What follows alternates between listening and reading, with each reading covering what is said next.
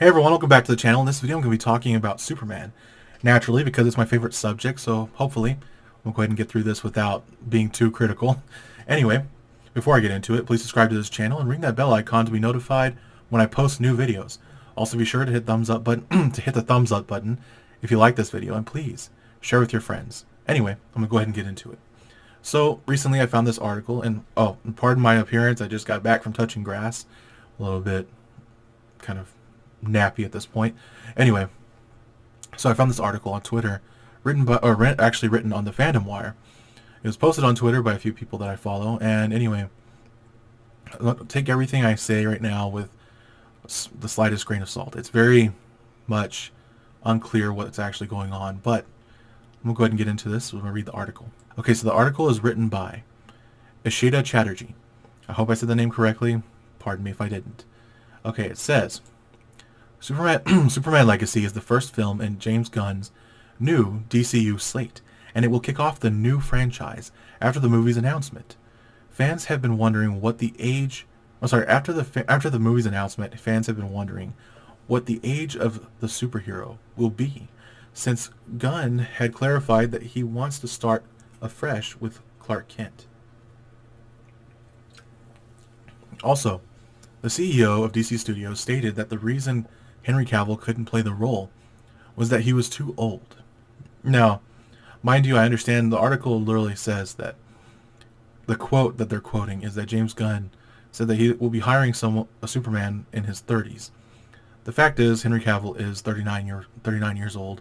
Technically, he's not in his 30s, but they've had him on hiatus basically this entire time. People have been anticipating Man of Steel 2 for so long. Now, I'll say this. I didn't like most of the Snyderverse stuff only because it was very dark. It didn't have the feel of Superman. So, for me, my hope was that they would bring in Henry Cavill and restart the whole universe with him with a more hopeful, light-hearted tone, as opposed to the dark and dreary tone of the Snyderverse. The casting is what I always enjoyed from the Snyderverse. It was just the writing I couldn't really enjoy. Now, it continues here. After the movie's announcement, fans have been wondering what the age of Superman... Okay, sorry, I already read this part. Also, the co-CEO of DC Studios stated that the reason Henry Cavill couldn't play the role was that he was too old. But now a new tweet straight from Gunn indicates that they are looking to cast an actor in the same age range as Cavill. This news has enraged fans and made them wonder what was even the point of firing the beloved actor. How old is Superman in James Gunn's DCU? Okay, it continues. It's widely accepted in the DC fandom that James Gunn's new Superman is going to be around 25 years of age in the Superman Legacy movie. This age range was first mentioned in the article by The Hollywood Reporter. The outlet said Gunn's Superman is a younger version, said to be around 25. This is what they said. And granted, they're quoting him. And now he says, okay. However, now Gunn has rubbished his assumption and stated that he never specified the superhero's age. The Guardians of the Galaxy director tweeted that all he said was that Superman was not in his 40s and Batman could be a few years older than the Man of Steel.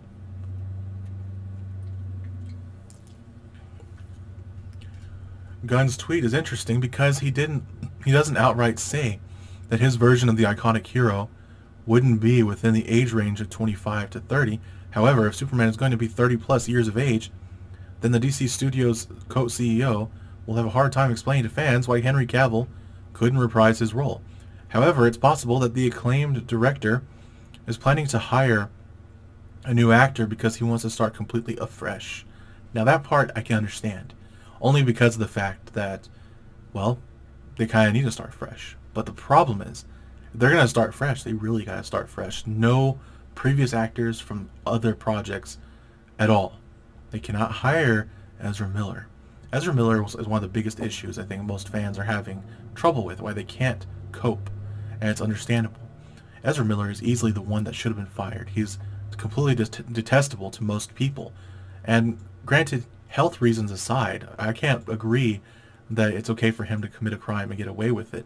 And granted, he's been arrested and he's definitely, going through what he's going through. But the fact is, the ends do not justify the means, and for them to actually say that it's okay for him to play the Flash, and then allow Superman to continue be recasted and all that, to allow Superman to be recasted when they could have just kept both. They want to keep everything, then keep everything. It cannot start fresh without starting fresh. It's ridiculous. Can't recycle one and then remove the other. It's like, and not just that, removing the one that people actually want to see. And so this tweet by James Gunn was fully enraged the fans of Cavill, who were already smarting from the humiliation the actor was dealt by Warner Brothers Discovery. After all, The Witcher star announced in October 2022, that he was returning as Superman after his viral cameo in Black Adam. I wouldn't call it viral. Most people talked about it, but it seemed very quiet for the most part until it actually happened. That's only because it was a Black Adam movie. Black Adam is not exactly mainstream to most people. Most normies are not going to know about Black Adam except for a few here and there. And it's only because the fandom is the fandom is viral to the point where they will tell everybody about Black Adam if they want people to know about it. But the fact is, for them to backpedal so much, I think personally, I feel as though they do not actually know what they're doing yet. They're not fully sure what they're trying to do with the character, and they're backpedaling because of the fact that they are trying to sugarcoat things. They're trying to keep things from the fans so they can surprise them. But I don't know. Personally, it's difficult to say because right now people don't need surprises. They need clarity. From a fan's point of view, they want clarity. They want to have a proper Superman movie. If you're going to launch anything, and they had 6 months, as they said, to prepare. They should have already had a basic outline for a Superman project. It takes me about a week to write a proper outline for a story. At the most a week. Rarely that long. But even still, an outline is easy. But unless, of course, all the outlines they're getting are not the ones they're wanting. And potentially, they're not, if they're trying to put out a weaker Superman, then it's going to suck. Honestly, there's no sugarcoating that answer. I don't like to critique these things. It's very difficult for me because of the fact that I'm honestly just eager to see a good Superman movie. I'm hopeful for it. I have this love for Superman. It's just something I've grown up with. It's my favorite character in DC, generally in superhero fandom at all. And Henry Cavill was like the best appearance aside from like Dean Cain back in the day, and Brandon Roth even was pretty good in the crossover events in the CW. Even that in particular, Crisis on Infinite Earths, his cameo in itself was great. Even Tom Welling as Clark Kent. I mean, there's a lot of different little things. And then there's a Superman and Lois series. Granted, it's hard to see Tyler Hoechlin entirely as Superman, but he's a great actor, and he pulled off the role with what he was given. He pulled off the role well. And the story is actually pretty good. It's just that he's not bulky, and Superman really embodies the role, or Henry Cavill, I should say. Henry Cavill embodies the role perfectly. They just need the right script, and hopefully they get one. And so it continues. We don't know who will be DCU's Superman since casting hasn't begun yet, and won't until Gunn completes writing the script for it. Superman Legacy will be the last son of Krypton's first solo movie in more than a decade. The last one was the divisive Man of Steel. I wouldn't say it was divisive.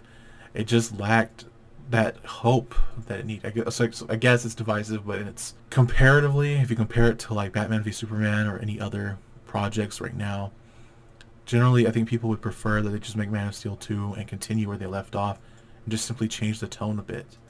Lighten it up just a little bit. Breathe hope into it. Breathe a little life and hope. That's all they need. As such, fan anticipation is high. It will be interesting to see if the movie can indeed revive the DC brand. Superman Legacy will fly into theaters on July 11th, 2025. Personally, like I said, I'm kind of eager to see it, but I'm also weary and leery, I should say, not weary.